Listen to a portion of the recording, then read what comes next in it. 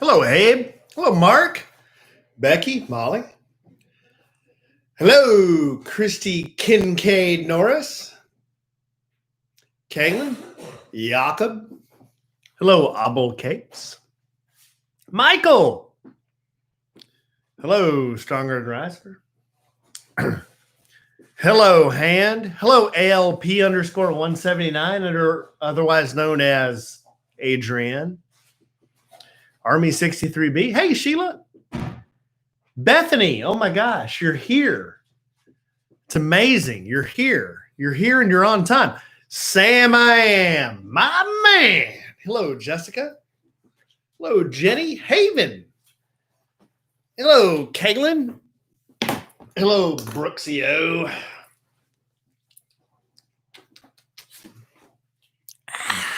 Hello, R.S. Look at my roots. Hello, Yana. Ugh. You are early. Early? Bethany is. We're late. Well, I had business to do. I had some business to discuss. You noticed the slur. There is no slur. There is no slur. Uh-huh. My eyes are droopy for no reason. Mm-hmm. Do you have everything you need? Do you have part 2 of the probing questions? I do, yeah. Do you have the winners? Yeah. Okay. Hello, Dana. Andrea. Where's Big Strong Trey? My man. Hello, Sheila. Hello, Yana. Hello, Patty. Dana. Everyone filing in, taking their seats. Thank y'all for hanging around. Hello, Abe. Not giving up that we weren't coming like I was. Coming. You're so sweet. You're just the sweetest dog. What?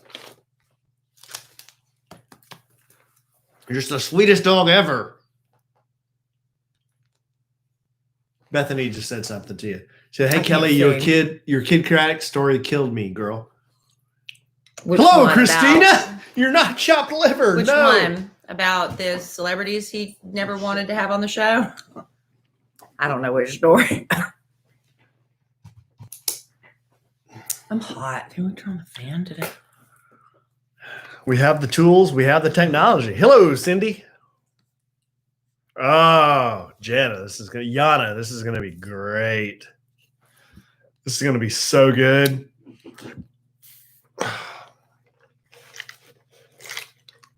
I'm going to be on Facebook Live tomorrow on the Kelly Raspberry Evans. It's the public profile page. I'm hosting a happy hour with a radio sponsor, Uptown Cocktails. If y'all would like to join me, it'll be 6:30 Central Time over on Facebook.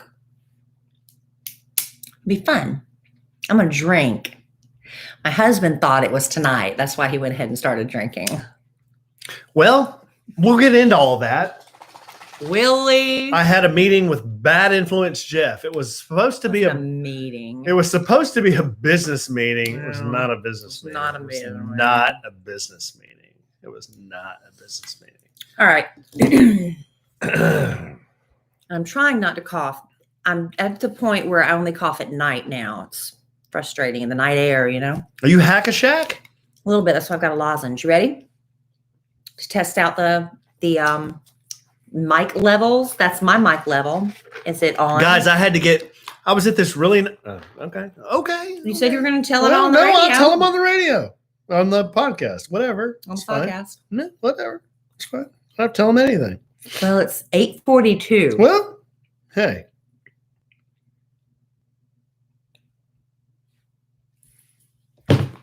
Here we go.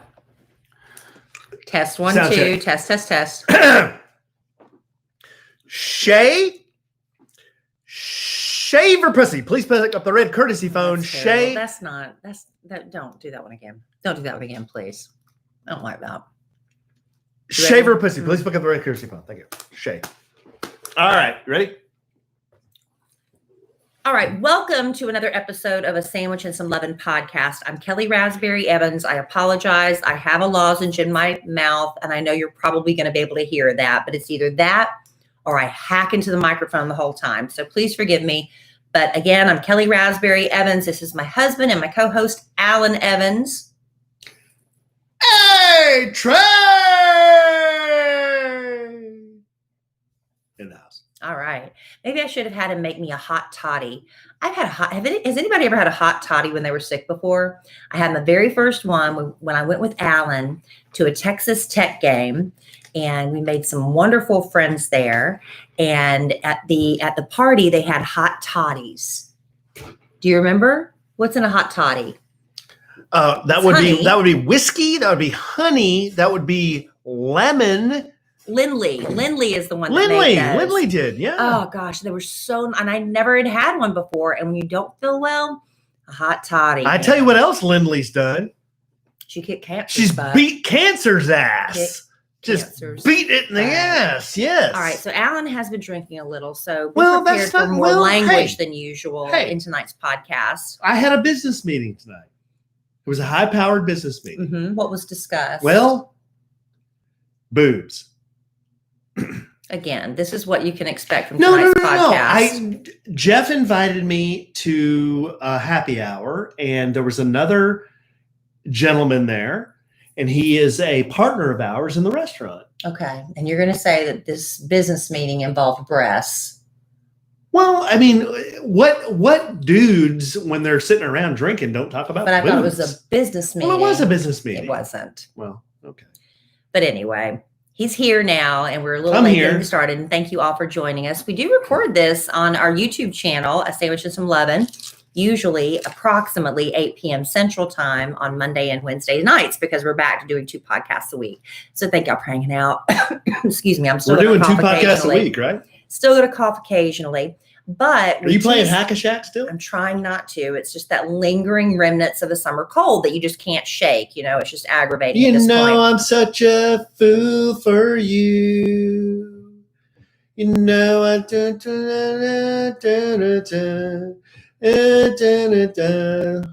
linger.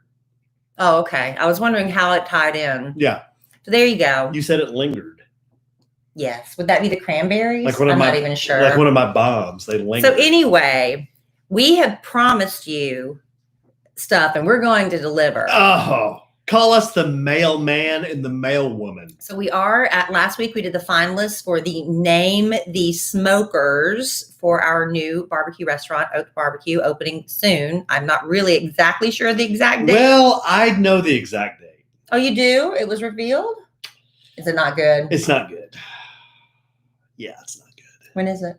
It's not good. It's not in October? Well, let's just say it's later than sooner. Is it in 2020? It's in 2020, but it's later than sooner. Well, you know, things happen, and, you know, it's all in God's timing. That's what I trust. So we still have to name these smokers and get everything in place. But the 3 winners, you're going to have the name put on a plaque on the smoker, and Alan and I are going to treat you to a night of dinner and cocktails. And trust me, I'm a lot more fun when I've had as many cocktails as Alan. So it's going to be a fun night, and we're going to have a good time. But we're going to announce the winners tonight. Also, a couple podcasts ago, we got a little off track last time. We talked about the probing questions Alan found that help you fall in love or determine, is it help you fall in love faster with the one you're with, or determine if you can fall in love? I forget the reason behind these probing questions. The 36 questions that lead to love. Lead to love. And 36 is too much to do in one podcast, so we're breaking it down into 3. So tonight will be the second 12. We're breaking it out in digestible tidbits. And in the digestible dozens. Yes. And then Alan, the other night, we're not all in bed. Dylan's in bed because he's hanging out. He's with us in the bedroom. And Alan's got his feet up on the bed. And I noticed how long his second toe was. And it was just so. Wait a minute. That was a dangling participle. Whose toe was long? Mine or Dylan's? It wasn't a dangling participle. I said Alan was in bed. Didn't I say that? But anyway, it was Alan's feet. He was in bed, and his second toe really long. And I guess I've noticed it before, but for some reason it just looked exceptionally long that night. Thank you. So I get that a lot. He put it up on his Instagram and did like a little quick poll. You know, is this normal? Am I the only one? You know, it's actually a fairly common thing to have a second longer toe. Well, I polled my followers, and we'll get into that. Yeah, fairly common. It's not fairly common. It's fairly common. But anyway, I decided to do a little research because, I was always told if a woman has a second toe longer than the big toe, that means she's going to be a hen pecker, right? She's going to be dominant and controlling. Your second toe isn't longer. Right. And I tell you what, you're a hen pecker. I am. Always pecking my ass. Am I really, Alan? No, you're not. Okay. He's trying to be aggravating just to prove how buzzed he is. She's not. I'm really not. I like to defer to the man as the head of the household. Do I get upset and a little ticked off sometimes? Yes, I do. Don't answer that. But yes. We do like to resolve our conflicts sooner rather than later. Hey, babe. And I defer to my husband. But real quick. One of our members in the live studio audience wants the definition of a hen pecker. What does that mean? She is the man that she's always nagging her husband. She's a hen pecker. She's a hen. She's a woman. Pecking on her husband's head. I thought it was a common term. I'm sorry, I did not explain that. Okay. But I did a little bit more research into that, and I'll have toe talk coming up. If toes repulse you, that's why we're going to save it to the end, right? Yeah. Or towards the end. I hope you have all that. I have all of it, babe. Okay. But you have the probing questions, not me. That's you. You do have that, right? Yeah, I have those. Okay, good. Yep. So we're going to get to all that. Yep, we're going to get to all that. And in the process of the next hour, Alan's going to sober up. Yeah. It's going to be a great podcast. Yeah. Okay, and when I'm not loving that noise, please don't do that. Okay. All right, so listen. I'm excited to be here. I'm excited my husband's here, and I love being here with our podcast family. And I love sharing special things with you thanks to our podcast sponsors. And a lot of people message me, they slip into my DMs and say, Kelly, do you really love Rothy's? Yes, I do. I love wearing high heels. My legs look good in high heels. It was one of my best features. I highlight them as much as possible, but I'm going to tell you what. Sometimes you want to look cute, but you cannot stand the thought of putting on a high heel, especially women, working at home so much lately that putting on high heels now, it's like a foreign object on your feet, but you still want to look polished and put together. That's the beauty of Rothy's. With Rothy's, you can be stylish. You can be super cute. I have that Audrey Hepburn vibe, whenever I put them on those cute little pointy toe flats. That's the first pair that got me started, my red camo pointy toe flats. But Rothy's has expanded. They're constantly adding new styles, new seasonal palettes. They have beautiful palettes for fall they've just added. It's constantly changing. You've got to keep checking back with Rothy's. They make stylish, sustainable shoes and bags also made for more of us who have life on the go, right? But we want to look cute and comfortable, do it. They're incredibly comfortable shoes, 0 break-in period, thanks to their seamlessly knit, so easy for me to say, knit shape design. They're made from recycled water bottles, y'all. I don't know how they do it. It does not make sense. It doesn't compute in my brain, but they do. And I've talked to people who don't just own one pair of Rothy's. They own a Rothy's wardrobe. They've added the slide-on sneakers, the cute little bows. They've added sandals for summer. I know we're getting out of summer, heading into fall. You really need to check out all they've added because, like I said, Rothy's are always changing colors, prints, and patterns. They're available in a wide range of styles. They have free shipping, free returns. Vogue calls Rothy's a personal obsession. I have to agree with them on that. Health says they're the most comfortable shoes on earth. And that's a big statement right there. I mean, Earth is a big place. And check out all the amazing shoes and bags available right now at rothys.com/sandwich. That's rothys.com, ROTHYS.com/sandwich. Style and sustainability meet to create your new favorites. Head to rothys.com/sandwich today. I love that they're machine washable too. Throw them in the wash. They turn out really great. It's like you always have a fresh new pair. Thank you, Rothy's, a longtime sponsor Thank you, of the Rothy's. podcast. So now we're going to dive in. What do you want to start with first? We're not going to start with feet first. I promised I would save that for a little bit later. Well, Even though we just talked about Rothy's, I should talk about feet. But anyway, we're saving it. Well, just real quick, I hadn't seen my friend Jeff in a while. Mm-hmm. Bad Influence Jeff, and we inaugurated a new member into the train team. Oh my! Yeah, we did tonight. Yeah, we did. So yeah, You gonna share any details? No, about? I can't. No, Why? well, I just can't. It's too early to share those details. But we met at a place called D. Lincoln's. What's his first initial? #M. So he's M train. He's M train. All right. And he was looking at us like we were from another planet. He's like, he's not on board. He's like, what the hell are y'all? He's not on board. Well, he's on board. He's on board. Does he do that annoying yelling of it yet? No, Not there. no. Does he is he already ordering his vanity plate for his car? No, I showed him mine. He's in finance. So that's probably not very He professional. knew Dan Sullivan. That's our financial guy. He knew Dan Sullivan for 20 years. Well, I have too. He's got dirt on Dan Sullivan. Just kidding, Dan. I'm just kidding. Well, he had no dirt. I might as well. Dan Sullivan is squeaky clean. Yeah, he's great. But anyway, no, we had a good time. I'm just joking. We had a good time. We were just talking about the restaurant and everything that's going on, and just kind of catching up. Well, do you want to go ahead and, since we're talking restaurant, announce the names of the smokers? No, we're going to leave that to the end because that's the big payoff. All right. Well, That's the big payoff. Then let's get to the probing questions. Okay, we're going to do probing questions first. So Kelly and I did what we're doing. We did the first 12 questions on the last podcast. Podcast before last. So you can go back if you want to hear the first 12. Yeah. It was called the Sandwich and Some Probing Questions, I do believe. And these are questions that you would ask your significant other or your partner or the person that you're maybe dating if you want to get to know them really fast. Okay? So this is a little exercise you could do. Kelly and I did the first 12 on the first podcast. We're going to do 12 more right now. We're going to do 12 more. We wonder how our answers will differ. You know, the first time we did this, we were both sober. And Right. The second time, only one of us is. So Right. it might have have an impact on one of our answers. Now, here's the deal. Or both.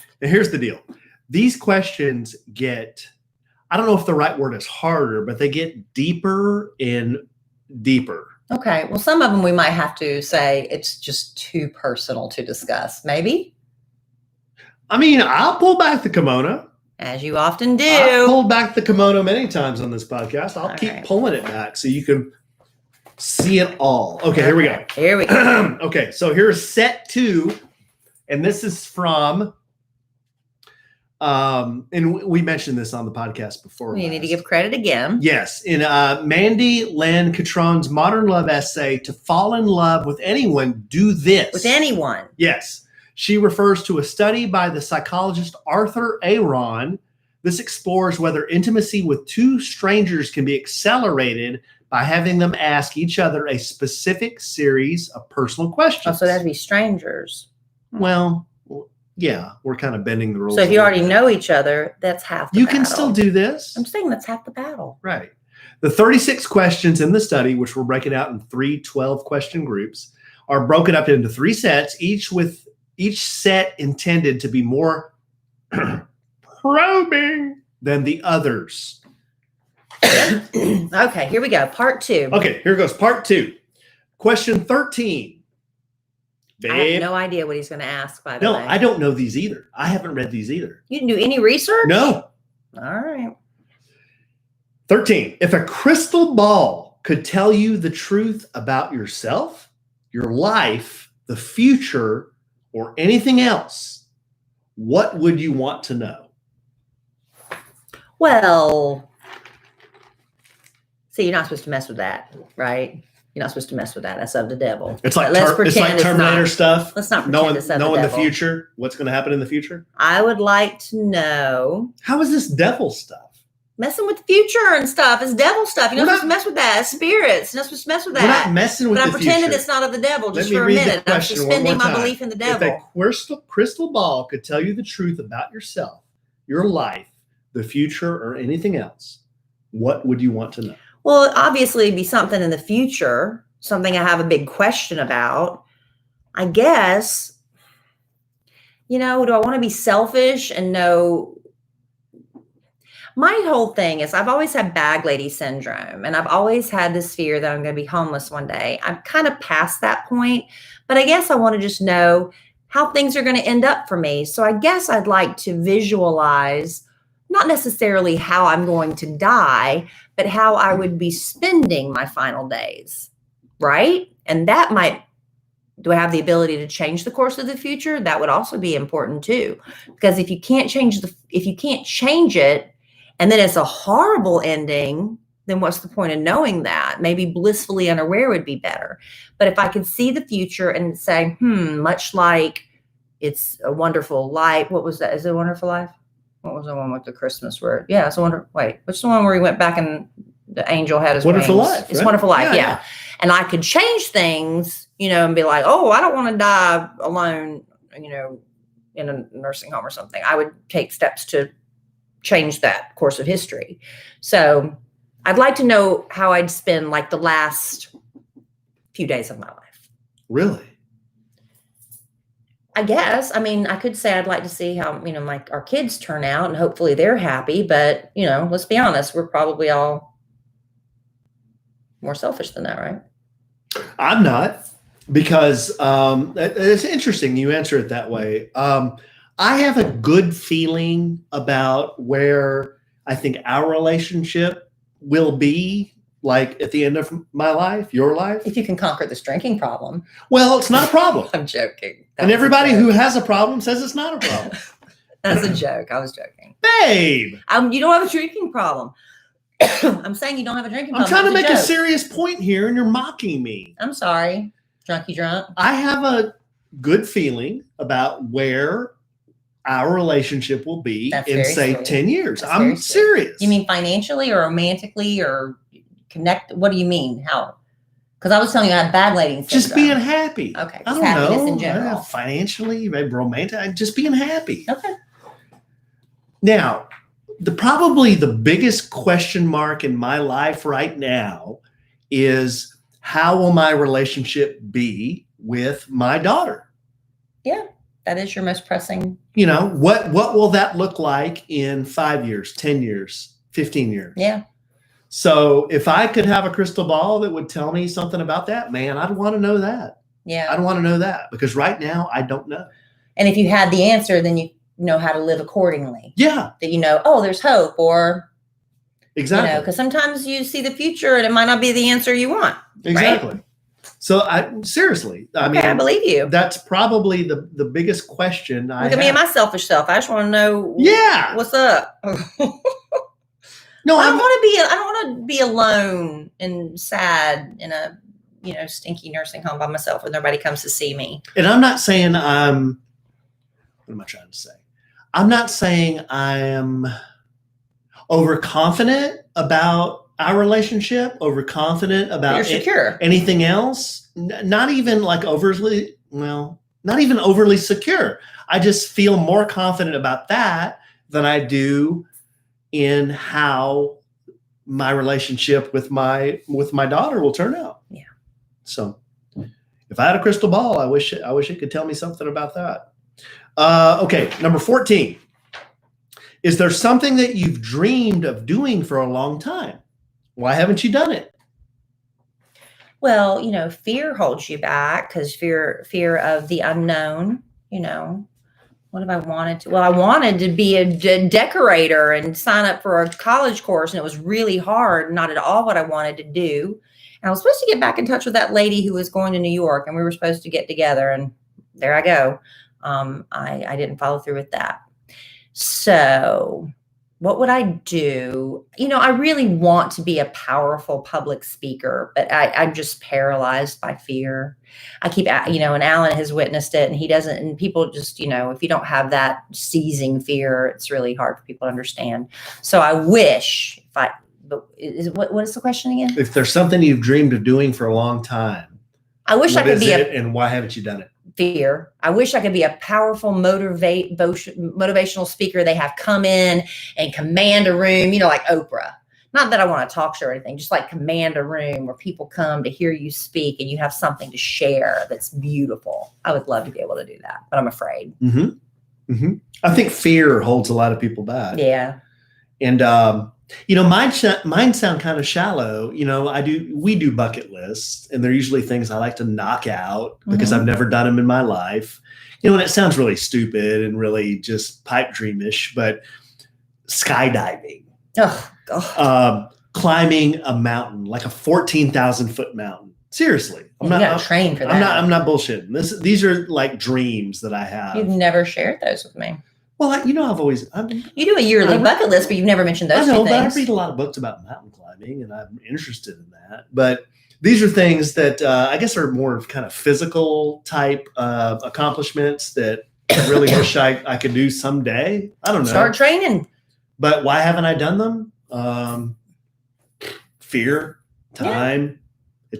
Would people think I'm stupid for doing something like that? Well, no, a lot of people jump out of planes. A lot of people, do a tandem. But my goodness, didn't just a couple weeks ago, the tandem diver and the girl that died with him both died?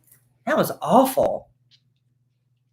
On that note, question 15.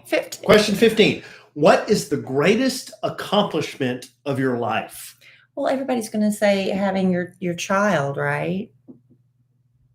I don't know. Taking that out of the equation. Please answer the question. Well, it was a long struggle of infertility, and I finally accomplished my goal of motherhood. And it's a struggle, and it's often aggravating and frustrating, and you feel defeated. But that was to accomplish a successful pregnancy was huge for me, and having a good second marriage. How do you pick?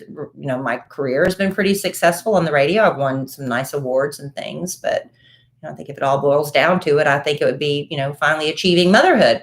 Mm-hmm. Yeah, no, that's what I thought you would say. Yeah. That's a tough one to answer, babe. It is. What is the greatest accomplishment of your life? It would be probably easy for me to say, well, being part of, creating 3 new lives is quite an accomplishment, and I wouldn't diminish that. Gosh, I would probably say, other than those 3 things that are obviously huge, I would probably say, after being married as long as I was married and having 3 kids and then having a life that was totally, it's almost like I was totally starting from scratch again, and having to learn how to be single, take care of children by myself, kind of just learn about myself again and trying to figure out a bunch of stuff in my life, especially in your 40s, and then landed on my feet, like without kind of, going on and on and on about it. The greatest, without going completely off the deep end. Yeah, I think you survived it. Right. The greatest accomplishment would kind of be going through all that in my life, which is a very traumatic experience. I know a lot of our listeners have been through that too. Divorce with children, and then landing on your feet and pressing on, and then things working out for you. That's to me, just personally for me, that was an accomplishment. That's good. And a lot of people wouldn't look at me and say, "Oh, that's a big." Well, they also don't know the story of what you went through, right? And only what you're going through. It was a lot, yeah. For me, and what I was going through, and what was in my head. And getting through all that was the biggest accomplishment for me. 16. What do you value most in a friendship? Well, I have been told that I am an extremely loyal friend, and I take that as a huge compliment. So I would say loyalty is very important. Yeah. If I only pick one thing, because it's important to me. You can pick more than one. Well, just loyalty. Loyalty? Yeah, stick with you, stick by your side. I see people so many times, you say you're friends, but when the going gets rough, where are you? They're gone. Yeah. So, the ones that are there for you when things aren't so great. Mm-hmm. Loyalty. Okay. What do you value most in a friendship?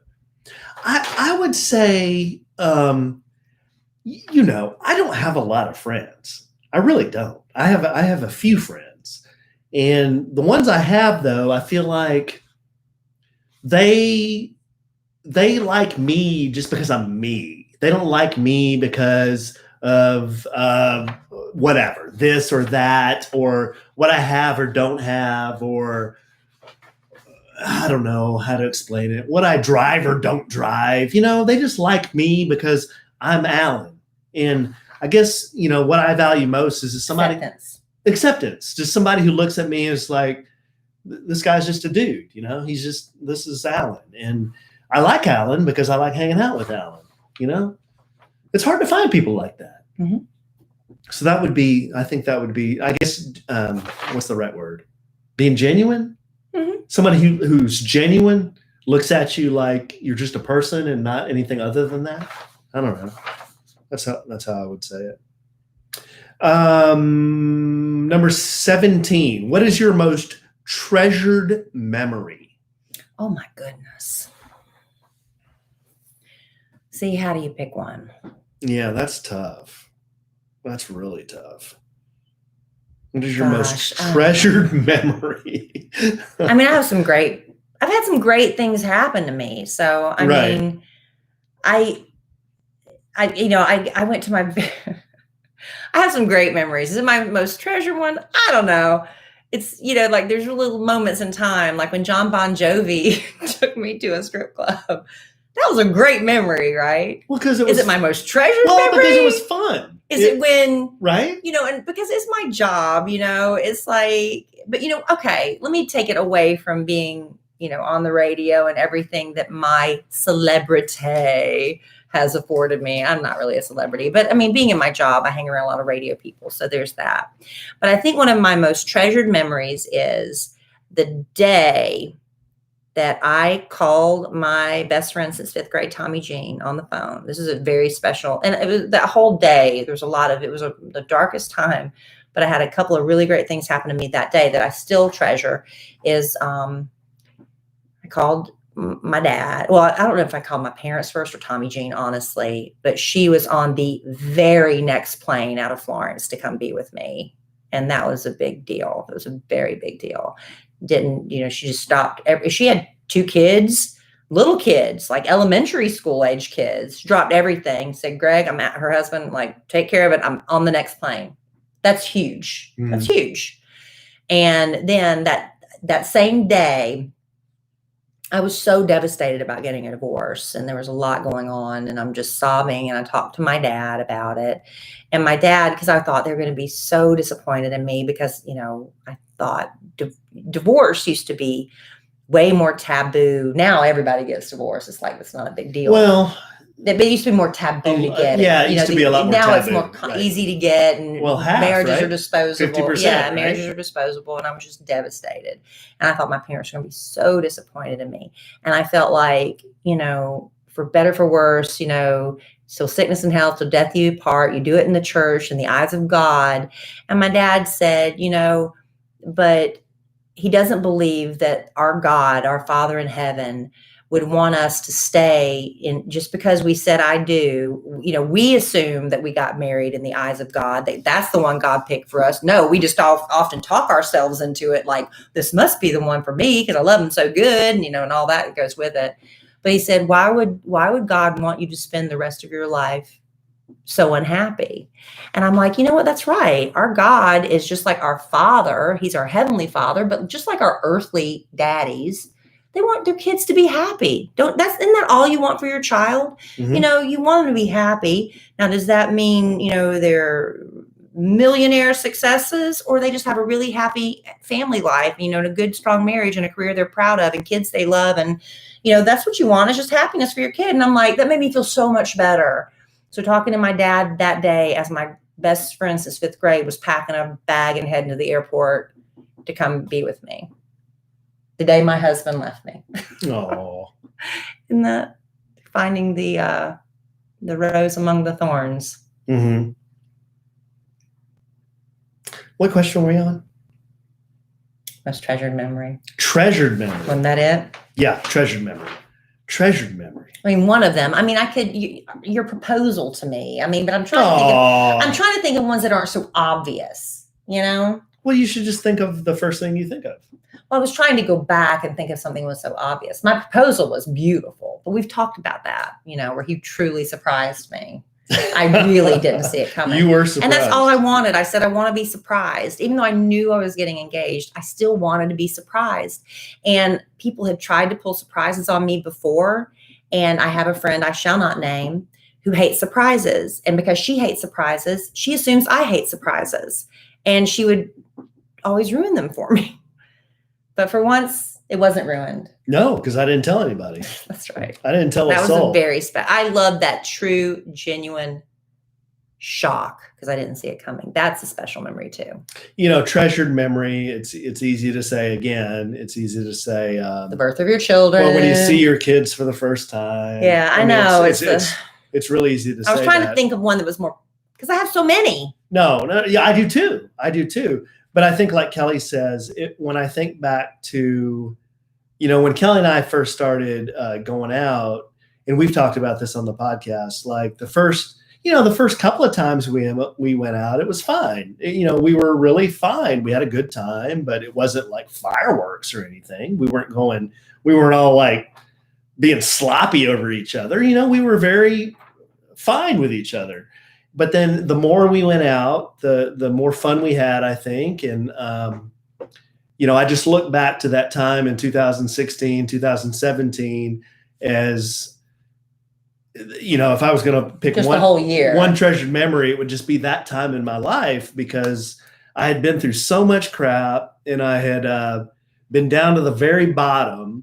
And then, I was doing fine, but then I met Kelly and then things just clicked and took off and everything was just better, And if I think about a time that I was really the most happy, it was probably that 16, 17 time frame. That's fun. But that was a very, very special time. It was. Don't you wish you could all go back and fall in love all over again? That's fun, right? Falling in love is fun. It's scary. Yeah, that was a fun time. It's fun.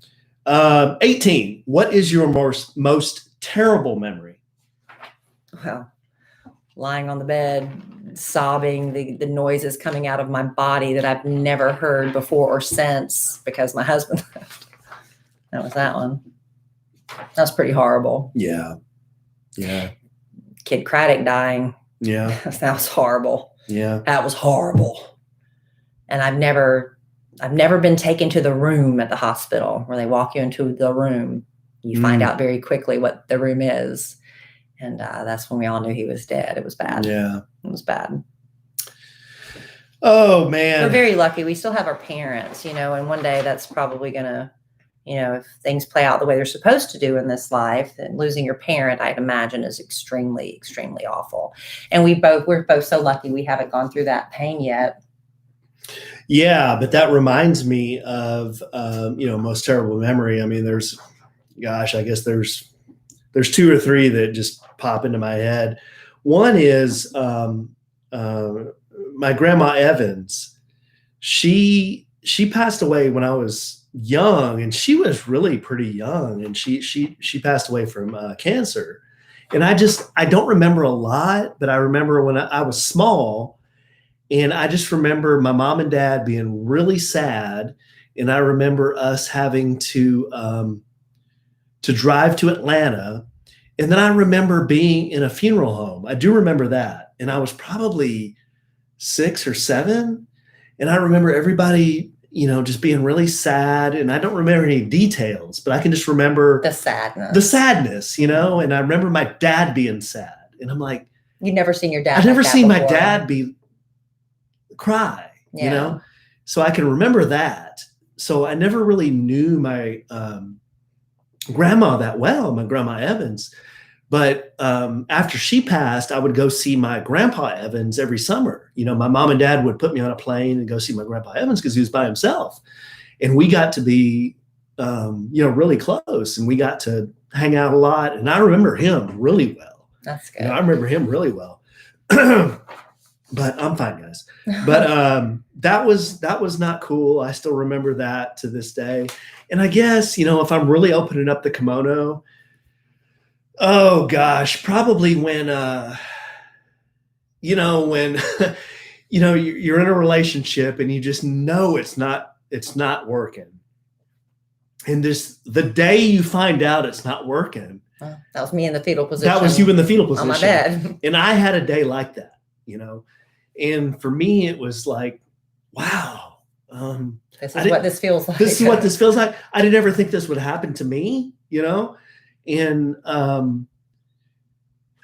when from that moment, it hit me, I said, gosh, I've got to go talk to my mom and dad about this. I drove home. I went to Wichita Falls, and I told my mom and dad, this is what's going on. This is everything that's happened. And they had no idea. They had no idea. Yeah. And this is what's going to happen. And, it's a terrible memory, like me having to spill all that stuff to them.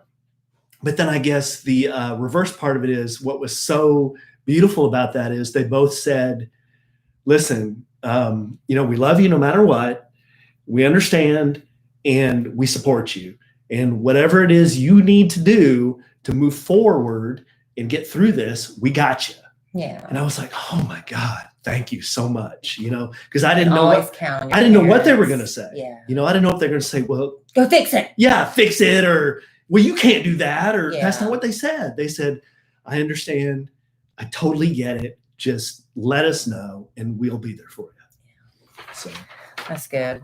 That's good that we both have great relationships like that with our parents. So gosh, that sounds we both went through some really shitty stuff. That sounds that was the question was, what is your most terrible memory? Well, it was a terrible memory, and that's probably one of my most treasured memories too. Yeah, right. Okay, moving on. 19. If you knew that in 1 year you were to die suddenly, what would you change? Would you change anything about the way you were living? Oh yeah. And why? Right. Well, you would probably I'd probably work a little bit longer because I have such a strong relationship. I hope everybody listening to me feels that way. I would want to have that time to, I've been in the Dallas-Fort Worth area for 26 years. We've been syndicated for many, many years. So I've got, a huge, and then our podcast family, I would want to have time to, say my goodbyes and do all that. So I wouldn't just not show up for work the next day, but I consider that family. And then I would probably, go to all my family and friends, and I would just carve out little chunks of time to spend with each person who's important to me. And then, once I've just be with the people you love. Now, I would love to go to Italy or stuff like that one day. But, when it boils down to it, I've seen pictures of Italy. I'd rather just I don't care. One of my favorite places in the world to be is in my Aunt Velma's living room. Because when I go home to South Carolina, I don't want to go and run around and do a lot of stuff. I want to sit in my Aunt Velma's living room. I want my cousins all to come over, and we're going to all sit there and tell the same stories we've told 50 times. We're all going to laugh like we've never heard them before. And, it's just great. And my parents, I'd love them to be there. That's what I want to do. Be with all the people I love, but carve out little special chunks of time, individual time with everyone. Mm-hmm. Mm-hmm. 1 year you would die suddenly. What would you change about the way you are living now?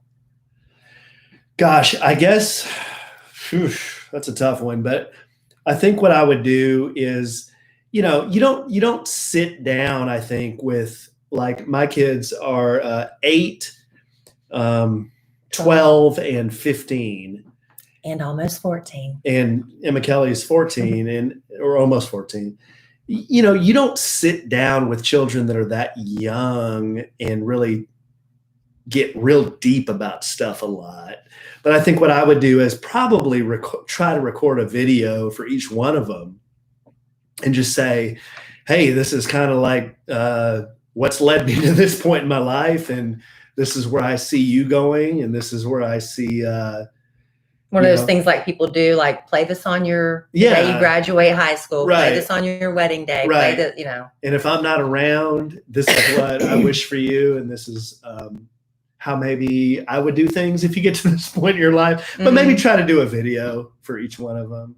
As far as changing things, I don't know. I don't really regret anything that I'm doing in my life right now to where I would say I would change it. Would you travel? There's places you've been wanting to see. Yeah, maybe travel. I'd probably want to spend a lot more time with the people closest to Yeah, me. that's what I would do. Yeah. I don't care where we are. Yeah. But as far as changing the type of person I am, I don't know that I would do that. No. But I'd sure want to spend a lot of time with them if I only had 1 year left. That's a tough one. I'd probably do a video for sure. What does 20? What does friendship mean to you? Oh my goodness, I feel like we've already covered that. No. Loyalty. That's the thing you value most in a friendship. As people that are there for you. No, it was what do you value most in a friendship? Yeah, well, that's what friendship means to me. This question is, what does friendship mean to you? It means somebody who is loyal to you, loves you for who you are. And, if everything went away, let me tell you, if I wasn't on the radio tomorrow, I might not be hanging out with some of the people in my life right now. That's true for anybody. If you have a lot of work friends, but if you left that job tomorrow, would you still be friends with those people? They're in your life for reasons. But, that's what, for me, a true friendship is somebody who is there, always there and loyal. Mm-hmm. That's what friendship is to me. Which goes back to the other question, I think. So friendship. It's kind of redundant. So you have, in our listeners, you have people in your life who are your family, and you have people in your life who are your friends. And the people who are your family, to me, your family, it's always boggled in my mind. You watch TV and you see somebody like Jeffrey Dahmer, and he's in court and his parents are there and they're crying because he's being sentenced to life in prison or the death penalty. And you're like, how could you be like crying for this monster? Because that's still their son. Because that's his family.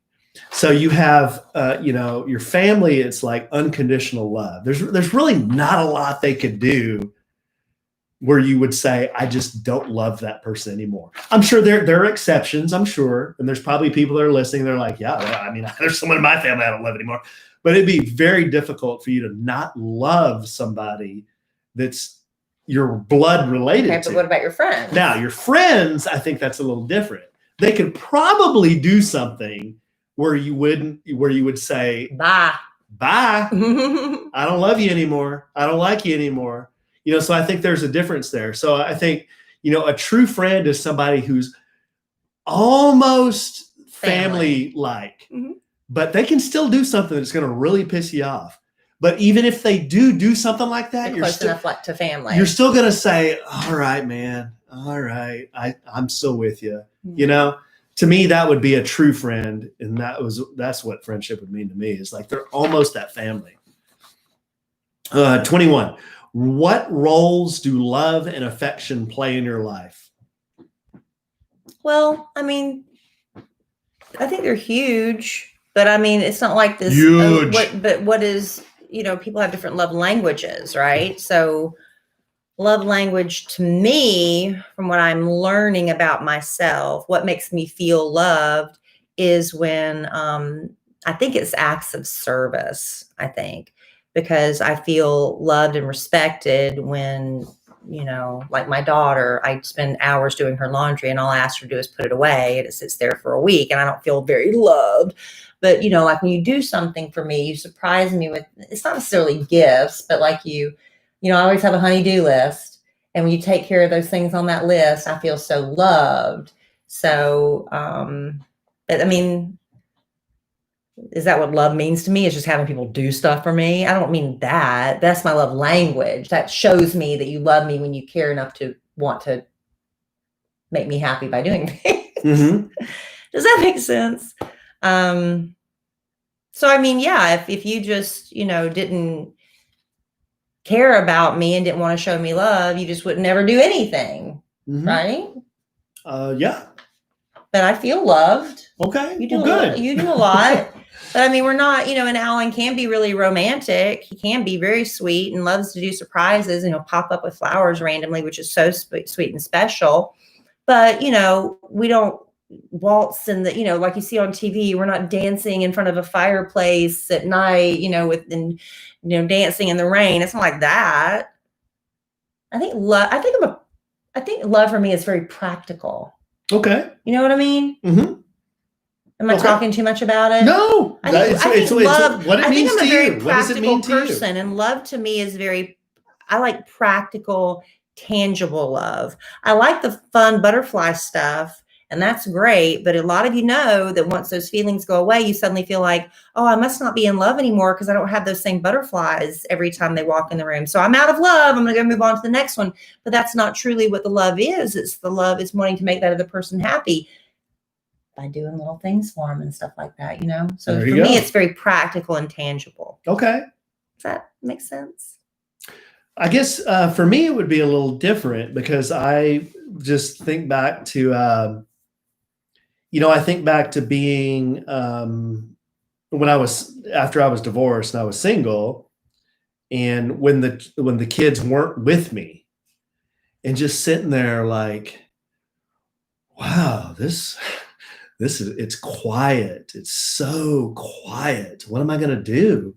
Every once in a while, that's nice. Right. And, and that's fun to go out and drink and hang out with, ladies and do all that stuff. But spend your paycheck. Right. But as far as what roles do love and affection play in your life, any guy that tells you like he's fine being single and he's fine dating a million women and drinking and carousing and doing whatever, he's a lying son of a bitch. Because I've been there and I've done that. It's fun for a minute. I have been there, done that. It's fun for a minute, right? And every man needs, like every other human being, needs love and affection. And I just remember, I guess the point I was trying to make is just being by myself. It was so quiet and so lonely that a lot of times I was just like, man, this really freaking sucks. And I really wish I could find somebody, we've talked about it on the podcast. You found me. I did, but it took a while. The practical lover. I don't know if I'm answering the question. Love and affection is important to men as much as it is important to women, in my opinion. Yeah, but the love language might be different. Right. So that's really important to understand because, like, some people, you can tell them you love them all day, but if you don't show them, you don't demonstrate it, they don't feel loved. Or other people, like some women say, my husband never tells me he loves me, but he thinks, I'm showing her I love her every day. I go out and work for her. I buy her all these nice things. I come home. I don't go out with my friends. I don't drink too much and stuff like that. And he thinks he's showing you he loves you, but you don't hear it. So it's really, you just got to get on that. You got to understand each other's language. Yeah. And for a man, just we'll finish this up. Maybe we'll do a little something and then finish with the last 3 questions. Well, then we got to get the feet talk. You might as well finish. Well, Let's just plow through. Well, we've got 3 more. Let's not just take so much time. Okay, on but real quick, love and affection for a man. That you've got the physical stuff, and then you've got the really emotional, like connecting stuff. Not hard to find the physical stuff.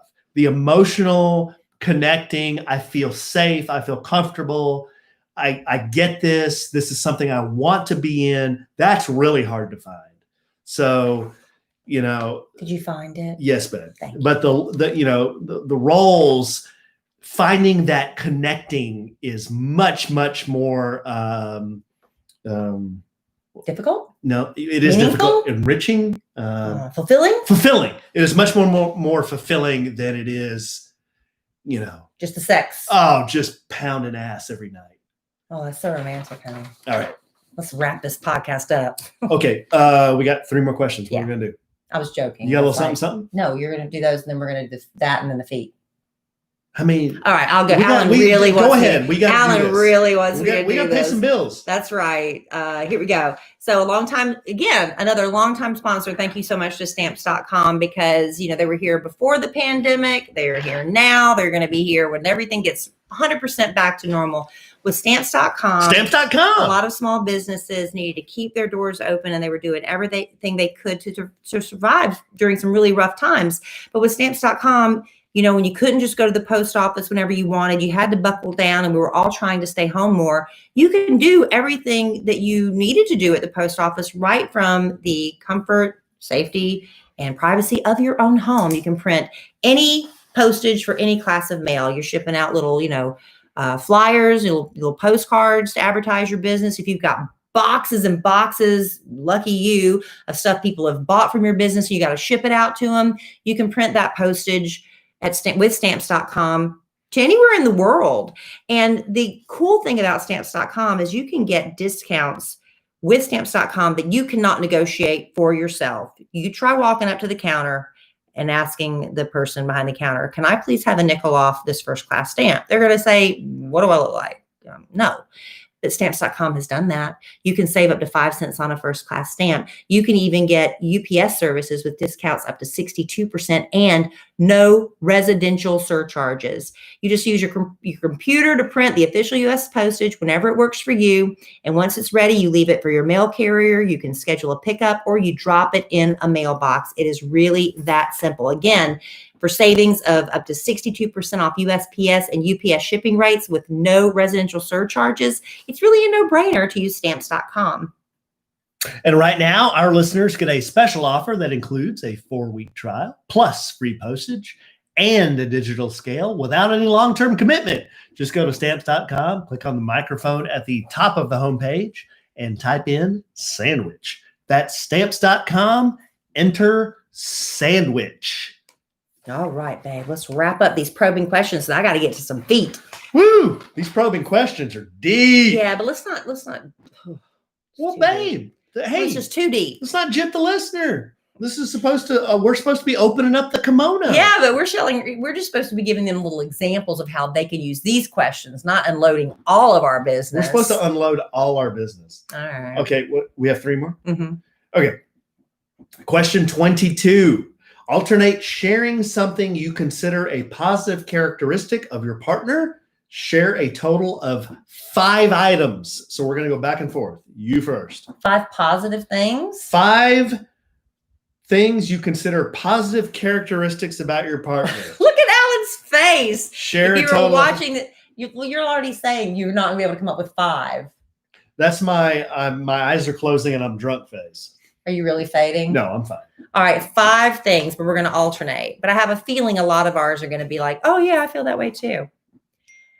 Okay, number 1, Alan does not hold on to things for a long time. If we do get in fights, as couples do, but I've never known you to be mad at me like for an entire day.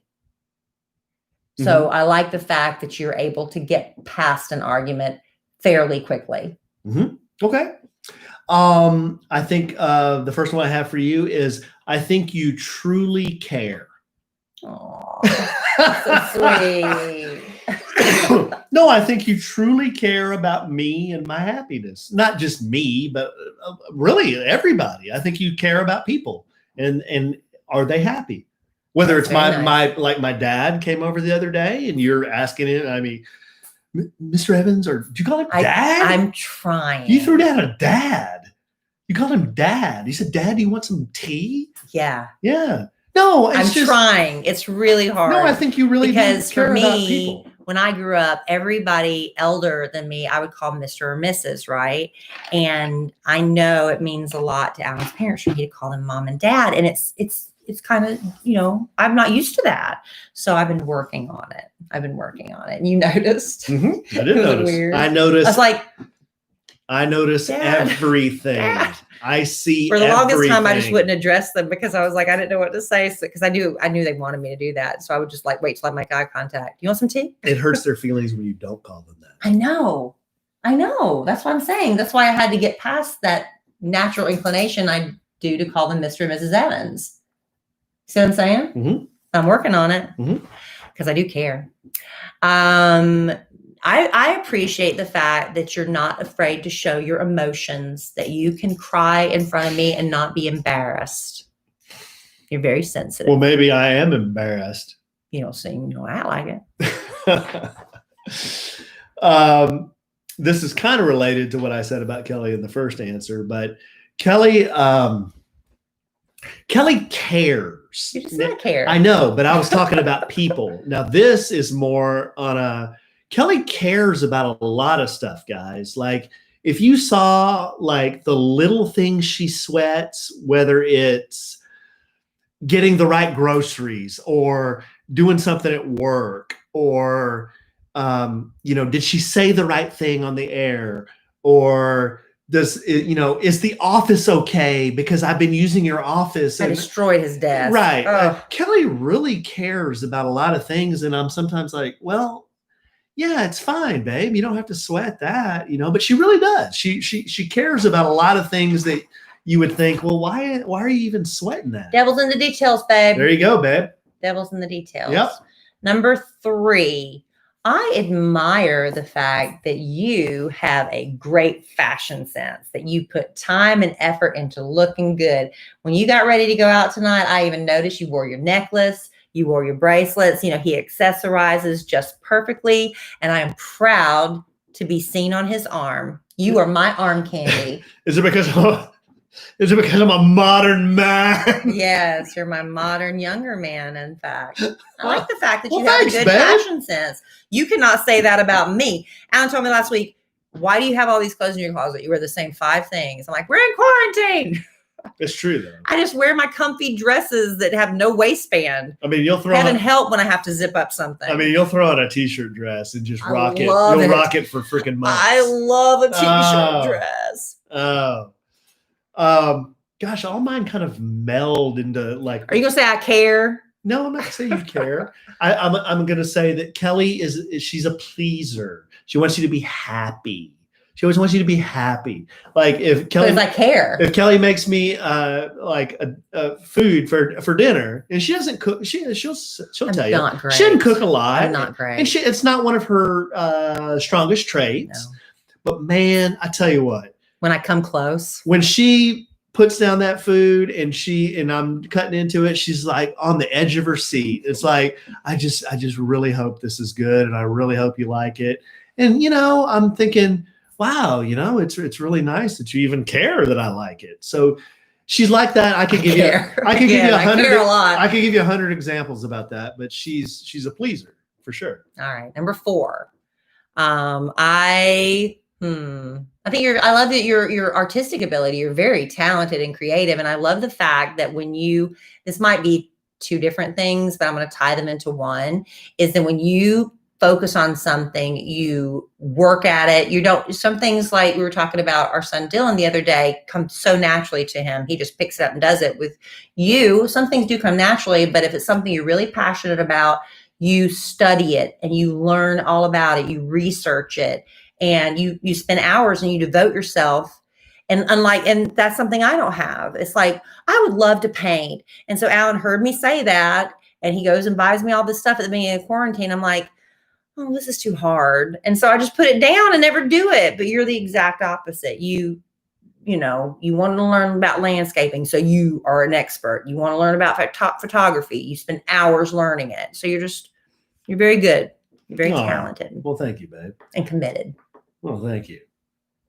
Am I supposed to answer? It's number 4, believe it or not. I'm doing number 4. I said we're going to be concise, and I'm dragging out. One thing I really appreciate about Kelly is how how she treats the children, or my kid, not my kids, your kids, but all the kids, and how she's really, and again, this kind of goes back to the pleasing and how caring she is. But she makes the lunches for my kids, like for the boys, every time we have them. She'll make lunches for them, and I can't tell you how big a deal that is, because I did it when I was by myself, and it was always just, it's a baiting, and you're tired at night, and the last thing you want to do is start packing up a bunch of lunches. Kelly does it every time, and she really is she's very caring about what she puts in the lunchbox. She always asks the kids if this is good or that's good, or can I get anything at the grocery store for you? Is this what you want? Are you trying to say I care? Yeah, but you're very, the word is nurturing. You're very, oh, that's sweet. I love that word. I am very nurturing. I'm very mothering. To the boys, to me, it's you're nurturing. You want them to, you're their bonus mom. You're trying to play that motherly role, I guess. It's nurturing, and I appreciate that. See, I probably should have tied that last one into the 4th one, because now I'm like, another compliment. But I mean, you're masculine. I like the fact that you can, you're masculine. Like when you need, Yeah, You don't ever have to put your foot down with me. I am. But sometimes you kind of have to put your foot down with me. And I'll be honest, I don't like it in the moment, but it's pretty damn sexy. Babe. So there you go. That was number 5. What do you mean? Like, give an example. I don't know. And I'm like, you'd have to say, stop that. Oh, when I'm just fed up? Yeah, when you put your foot down. Oh, when I'm finally fed up? Yeah, I'm saying I don't like it in the moment. What do but I then do? I think it's kind of sexy. Tell me about what I do. What do I do? I don't know. I'm just saying. Do I get real, does my voice get real deep? Yeah, it's very sexy, honey. Stop it. Just do your 5th one so we can move on. Okay. And then my 5th one is, and anybody that, knows Kelly or is a fan of Kelly, they would say, well, to my word would be impressive. And this is something my dad said. I mean, my dad said about me a long, long time ago. And I was like, wow, that's a really, really strong word. Why was it? Impressive to me, it's like, you carry yourself well. You're impressive in front of people. The way you treat people is impressive. The way you dress is impressive. Your physical appearance. I'm going to say 5 things all the time. Your physical appearance is impressive. Impressive is just being like maybe charismatic, impressive. It's like you look at that person, it's like, wow, Kelly, this is impressive. Wow. So sometimes impressions aren't always good. There you go. But I leave an impression. There you go. All right, let's move on. Let's wrap this up. Okay, 23. How close and warm is your family? Do you feel your childhood was happier than most other people's? I had a fun, we had our ups and downs and things, but I think I love growing up in the South. I'm so thankful that I grew up in South Carolina. I loved having a ditch in the backyard. My daddy was the baby of 12. My mother was from a smaller family, but I had, coming from the Raspberries, it's a beautiful family tree, a very colorful family tree. Very loving, and nobody's afraid to say I love you. And did I answer the question? Yeah, you did. I too had a very close and warm family. My family was not as big as Kelly's family. My dad has one brother. He lived out of the state. He didn't live in Texas. He doesn't have any children. So I didn't have any cousins on the Evans side. All my mother's family lived in the Philippines. So I didn't have any extended family here in the States. Yeah, there was nothing like a Raspberry family reunion. I didn't great. I didn't have that. I had my mom and dad and my sister. That's what I had.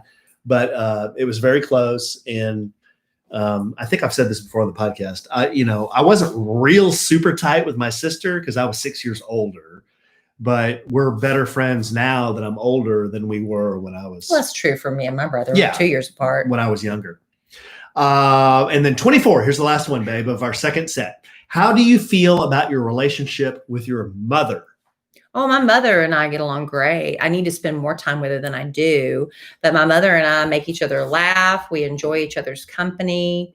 So my relationship's great. I didn't really, when I was a teenager, I stopped going to her with a lot of my stuff because my mother, I'm loud, I'm opinionated, and but when I go to my mother, if I was having a problem with somebody, she's like, well, what did you do?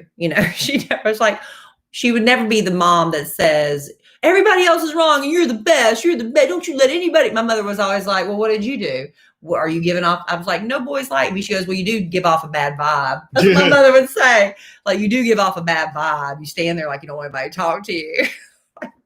That honest relationship. But we laugh. We have a great time together. We really do. My mother's sweet, isn't she? She's very, very sweet. I love your mother to death. She's one of those people. She walks in the room, you're just like, she's so sweet. You just want to give her a hug. She's very, very sweet. My relationship with my mother, I tell you what, if you Google Filipino moms, there's lots of jokes about how tough Filipino moms are, And one story I can tell you just real quick. I had a really good friend. I don't know if I've ever told you this. I have a really good friend who I went to college with. And one summer we came home. He was from Wichita Falls too. And he came over to my house. And it was after my freshman year.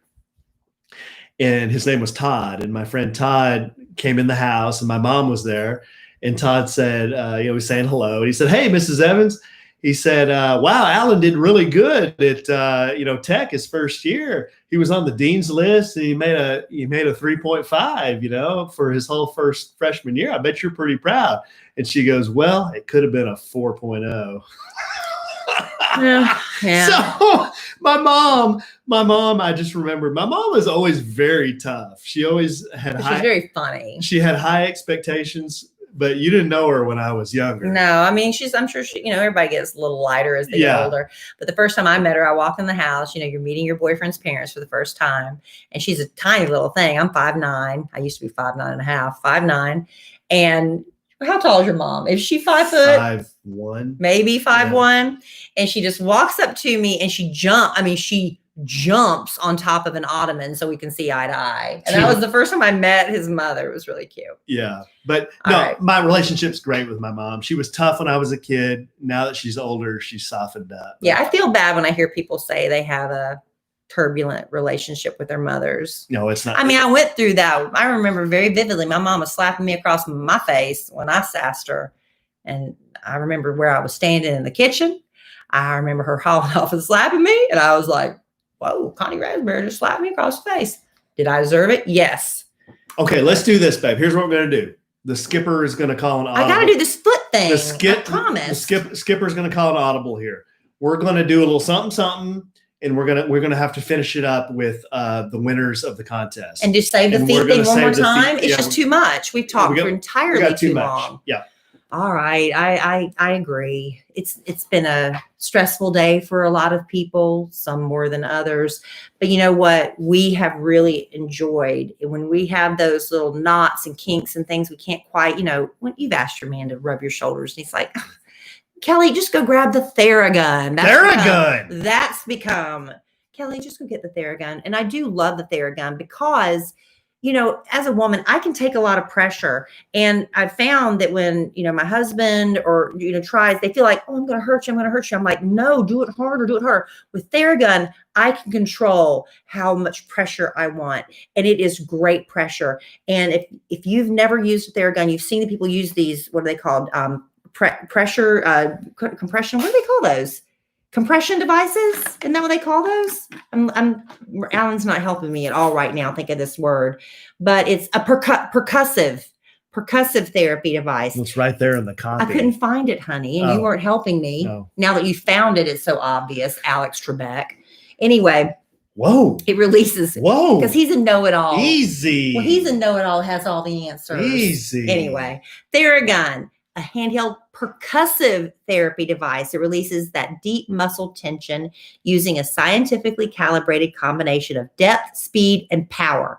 Now as quiet as an electric toothbrush. The all-new Gen 4 Theragun, a proprietary brushless motor. It's so quiet. Sometimes you're like, is this thing, am I going to turn on? And it'll soothe your aching muscles with their Theragun signature power, amplitude, and effectiveness. I'm telling you, I love it. What we are very impressed by is the battery life.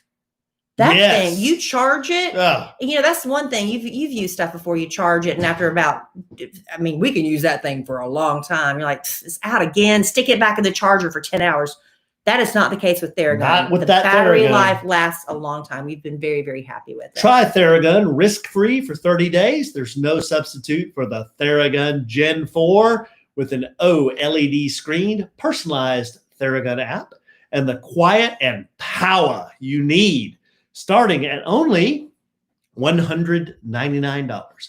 Go to Theragun.com/Lovin right now and get your Gen 4 Theragun today. That's Theragun.com/Lovin. One more time, babe. Theragun.com/Lovin. Thank you, Theragun. We really enjoy you. I really apologize for not getting to the foot talk, and I like Alan, we have talked too long. So I promise. I don't know that a lot of people are giving 2 bits about the foot talk. They want to know who won the damn contest. I'm just saying, I apologize for not doing it. So we'll do it next week. All right, guys. Why'd you say a damn contest? Oh. Why'd you raise your voice at me? What?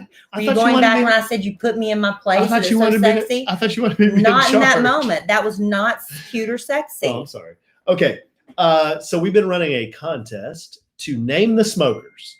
We've been running this for about a month now. Name the smokers. We let it drag on, didn't we? Send us your submissions for the smokers. We're going to pick we picked the top 15. Now, here's how this worked, guys. Kelly and I sent these 15. Now, we had our favorites. We did not tell the committee who selected the winners our favorites. Right. And Alan and I did not agree. We didn't agree. That's okay. We didn't agree. But we didn't tell the committee this. We didn't give them any inclination what our favorites were. We sent the committee the 15. Now, the committee consisted of Chef Mike, and several others who work in the restaurant. That we can't remember the name. No. I know the names. They work in the restaurant. Okay. Melissa, Nathan, Clint. Okay, there you go. I thought you were going blank. No, I'm not. Come on. All right. So we were like, we don't want anybody to be mad at us. No, and these are people who gotta stare at these smokers every day. Yeah, and they didn't know who submitted these names. They just went through the list, and these were the top 3 favorites. And these were the top 3 favorites. But as Alan said, everybody that made the top 15, Alan has placed an order for some lovely. Didn't you? You were supposed to do that today. Hey, let's not tell them what they're going to get. It's you're a surprise. You're going to get some sandwiches. You're going to get some sandwich and some Lovin gear. So everyone who submitted a top 15 name. Should I go through those one more time? No. Okay. We did those on the last podcast. But here are the winning names. I wish we had a drum roll. And the grand prize will get a dinner at Oaked with Kelly Raspberry Evans. And and Alan Evans and a gift bag from Oaked, and probably some sandwich and some Lovin gear. Throw it all in there. And probably, if you get me drunk enough, I'll tell the Hello Hand story. Oh gosh, y'all don't really want to hear it. Here we go. Don't. Here we go. The first winner who submitted the name. The Pit Killer is Jill Schleybaugh. Submitted the Pit Killer, which is a play on me. Which is a play on Kelly. She is the Bit Killer. So Jill, love you, sister. I think Jill is in Lubbock. Oh, I believe she is. Dallas. She is a very good customer. We'll make it work with your schedule. I believe Jill is not here local. All right, but. Hey, congratulations. Jill, do us a favor. Send me your address, please, and we will coordinate. So thank you for the submission. The Pit Killer, one of the smokers is named the Pit Killer. The second smoker submitted by Donna, Tawkoyty. I can't even read my own writing. Tawakani? Yeah, but the name is Iron Man. Iron Man. You really like that name. You know, that happened to be my favorite of all the names. Yeah, Iron Man. Iron Man was selected by the committee. You know, Iron Man was Arnold Palmer's caddy.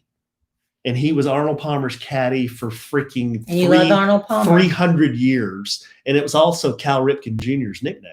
Okay. If you're going to have a smoker, you don't want it burning out. And people say you look like Robert Downey Jr. on occasion. Thank you. Also known as Iron Man. Tell you what, the smoker has got to keep going and going and going. So, Donna, send us your address, please. Iron Man is the second winner. We have a way to get in touch with them too, right? I do. Okay. I do. Yeah, I'll reach out to you guys too. And then the third grand prize winner, submitted by Sandra Feltmos, is El Presidente. El Presidente. Yeah. Sean's going to love that. I'm going to tell him tomorrow. Are you going to tell Sean we have a smoker named after him? Yes. So there you go, guys. Iron Man from Donna, the Pit Killer from Jill, and El Presidente from Sandra. There you go. Those are your 3 winners. Look forward to having some great barbecue with you eventually when the restaurant opens. Everyone on the list will get some parting gifts. Top 15. Top 15, yes. All right. And Alan's got all your contact information, hopefully. Hey, babe, somebody's calling in right now. Hold on. Let me patch him through. Okay. Let me see. Can you hear him? No. Hello? Hello? Yeah. Hey. Is this El Presidente? Hey, Kelly. Hey. Hey, this is Sean Nunn. Well, as we affectionately call El Presidente. Hey, I was on YouTube, and I was listening to that jackass Alan. Are y'all doing some contest or something? Yes, sir. It's over now, though. Well, what What the hell is going on? Well, we named a smoker. We had our listeners pick names of smokers, and El Presidente was one of the winning. Listen, submissions. I don't like that. You know I don't like that nickname. We need to nip this in the bud. It's done, sir. Well, okay. It's done. All right, well, I'd learn to embrace it if I were you. well, I think this is a bunch of bullshit. Oh, my goodness. You know, Language. I've been around George a lot, so I'm going to cuss about every other word, but that's okay. That's okay. All right, tell Alan to stop doing this shit, and every time y'all do a contest, it doesn't have to involve me. I will. Sorry, El Presidente. Okay. But the damage is done. Remember, I'm your damn boss. Why are you cussing so much? Well, because that's what I do. Ugh, Okay. I think we're going to have to let you go. All right. Bye, Kelly. Goodbye. All right. Bye. See you in the office eventually. Can you believe that? I can't. No. You know, I got pushed back. We all got pushed back going back to work now until the first week in October. Amen. Amen. So Alan says, why don't you guys just wait? Why doesn't George just say, just wait until 2021? How about this? We won't go back to work until Oaks Barbecue opens. How about that? Oh, shit. God knows when that's going to be. I know. Hopefully. But anyway, hopefully sooner rather than next later. All right, babe. Sorry we didn't get to everything. I'm sorry we spent so long on those 12 probing questions. But the good news is we only have 12 left to go. And I promise you we won't be as long-winded the next time. All right. Well, this was fun. I love you desperately. I love you. You have anything else to do? No. All right.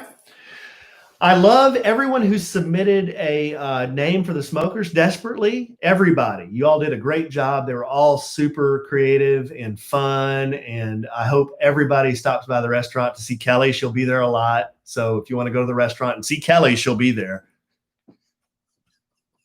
all the time.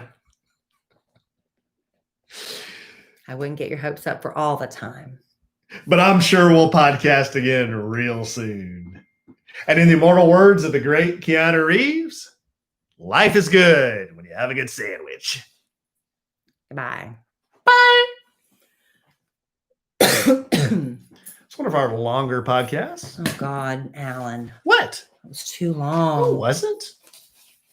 We've done a podcast that long. It wasn't that long. El Presidente. El Presidente, Iron Man, and the Pit Killer.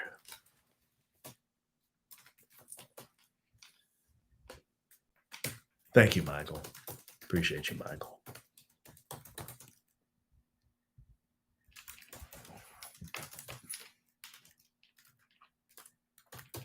Hey, man.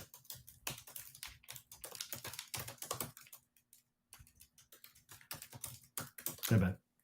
What? God.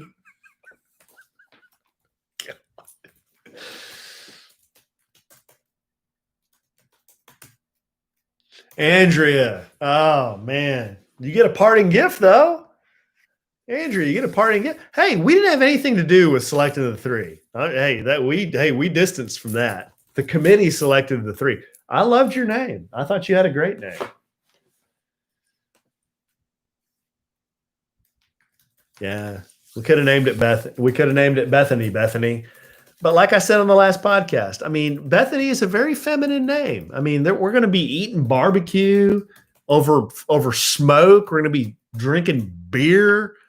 We're going to be scratching our balls, watching TV. We can't it can't be too feminine is my point. What are you talking about? Bethany said we should name it Bethany, but I said Bethany. We got to, I mean, it's got what Bethany? The smoker. No, it didn't win. Well, she didn't submit it, but we had one named Petunia. We couldn't pick Petunia. Well, it wasn't up to you. You were the one that eliminated that one. That's because it's got to be masculine. It can't be feminine. Yeah, Big Red. That was a good one.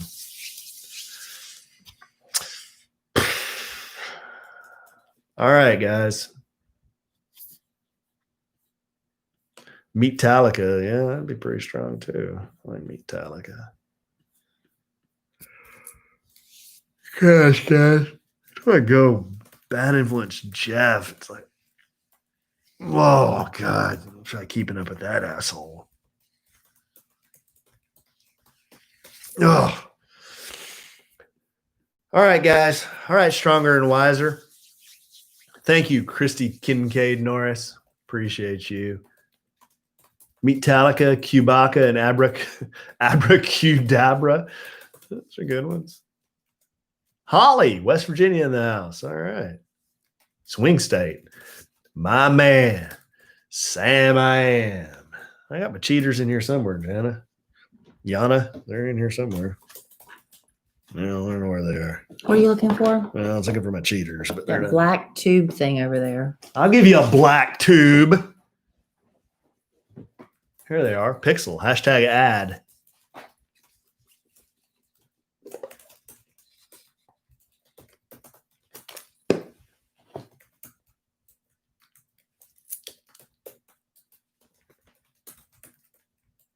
Bye, Angie.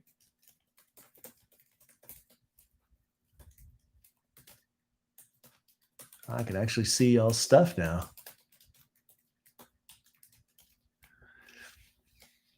All right, guys. What are y'all doing tonight? Anybody watching TV or anybody going to sleep? Might get me an A&W root beer and go watch the news. That's what we're doing around here. How exciting is that? Yeah, sorry, Natalie. That one was a little long, but some of the questions are getting harder. So they're, you can't answer them in like 2 sentences. It's like you have to explain like the answer. There's a game on? Carolyn, what game's on? Is there a pro football game on? What's tonight? Thursday? Yeah, there's probably a pro football game on. Oh, well. Yeah, the news is hard to watch. AGT, Brandy, you're working. I'm working. We just got done working. That's not really work. You know what I mean? So that computer all day and going away. There you go, Michael. You have a trampoline? I didn't know that, Michael. You got one of those little trampolines or a big one? Oh, sorry, Jana. Falcons, Cowboys? Oh, yeah. Amen. Who wants to get bluefish? Amen. You guys want to get bluefish? Who wants to get sushi? Amen.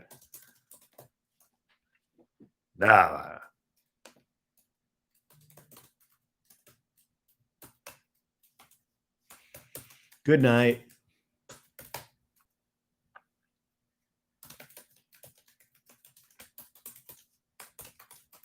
Woo.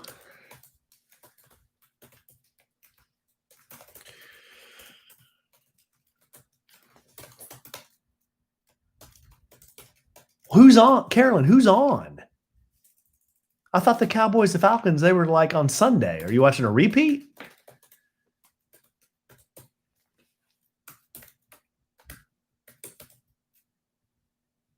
Thanks, Holly. Talk to you later.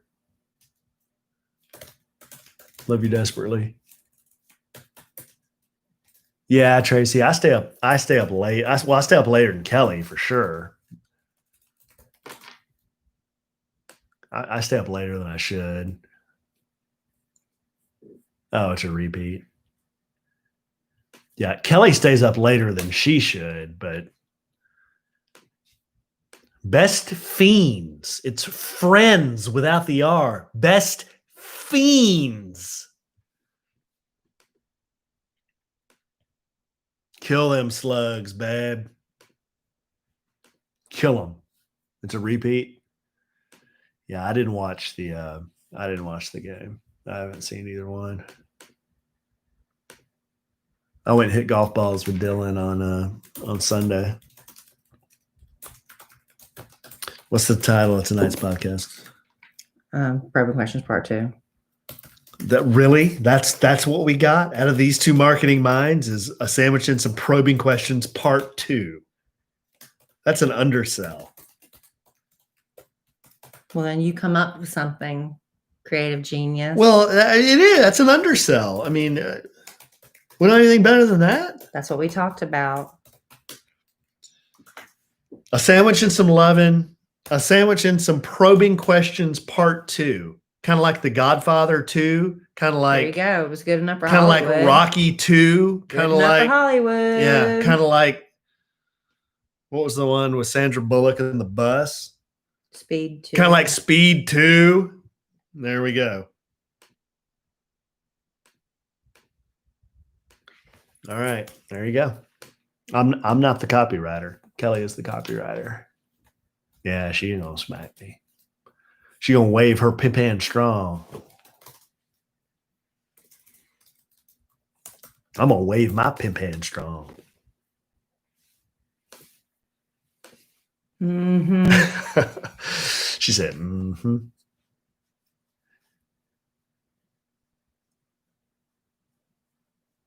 All right, guys. I'm sure you got a lot better things to do than stare at my mug looking at your comments, but I will I gotta get this to stop talking.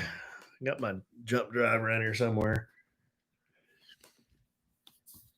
Okay, we will see y'all on the social medias. Oh, babe, dog. We didn't talk about the magic show. Well, it doesn't matter because it's sold out. Son of a bitch. But it doesn't matter. It's sold but out. I told David I'd talk about it. God almighty. Well, we need Well, to you talk about it after the fact. If it was sold out, why would you talk about it before the fact? So Kelly and I are going to a magic show. You didn't even tell me we were supposed to talk about it, or I would have reminded you. We're going to a magic show in Fort Worth on Saturday night. So we'll be in we're going to stay in Fort Worth Saturday night. I don't know if anybody's in Fort Worth, but we're going to be hanging out there. If y'all want to come have a drink or something. But my magic sensei, David McGee, he is doing a magic show at the Fort Worth Club. And we're going to his show with a couple of friends. But damn it, I told him I would talk about it. But we'll review it, I guess, next podcast. Yeah, so you can promote sales for it then. Yeah, but he's a professional magician. That's what he does. That's how I met David. Huh? Huh? Yeah, I know.